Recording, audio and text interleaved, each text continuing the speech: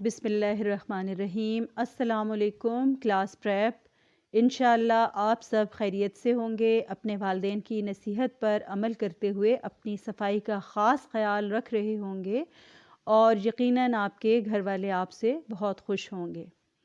Class prep, آپ کو یاد ہے نا کہ ہم روزانہ الف سے لے کر یہ تک پورے اور آدھے حروف تہجی لکھنے کی مشق کیا کرتے تھے، اور جو ہوم ٹاسک آپ کو دیا گیا ہے اس کی سرگرمی نمبر 1 بھی اسی طرح ہے، اور آپ نے روزانہ الف سے لے کر یہ تک آدھے اور پورے حروف لکھنے کی مشق کرنی ہے۔ آپ کو یاد ہے کہ ہم حروف تہجی کی ادائیگی ان کی مخصوص آوازوں کے ساتھ بھی کیا کرتے تھے۔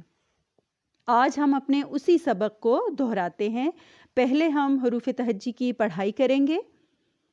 الف، الف مد آ، بے، پے، تے، ٹے، سے، جیم، چے، ہے، خے، دال، ڈال، زال، رے، ڑے، زے، ژے، سین، شین، صاد، ضاد، توئے، زوئے، عین، غین، فے، قاف، کاف، گاف، لام، میم، نون، واو، ہے، حمزہ، چھوٹی اے، بڑی اے۔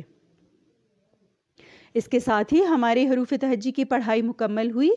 آپ کی سرگرمی نمبر 2 میں جو ہوم ٹاسک ہے آپ کا، اس میں بھی آپ نے اس کام کو اسی طریقے سے کرنا ہے، اور جن بچوں کے پاس اردو قاعدہ پہلا قدم ورک بک موجود ہے وہ یہ کام ورک بک پہ کریں گے، اور ورک بک میں یہ خالی جگہ پر کریں کی صورت میں دیا گیا ہے۔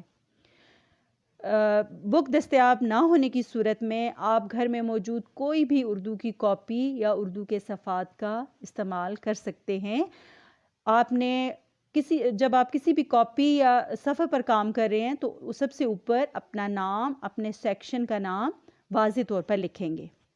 اب ہم انہی حروف تہجی کو ان کی مخصوص آوازوں کے ساتھ ادا کریں گے۔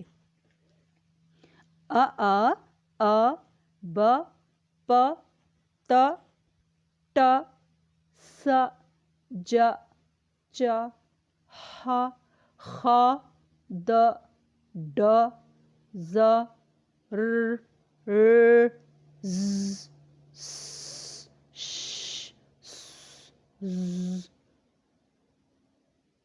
ط، ظ، ع، غ، ف، ق، ک، گ، ل، م، ن، او، ہ، ہ، ای، اے۔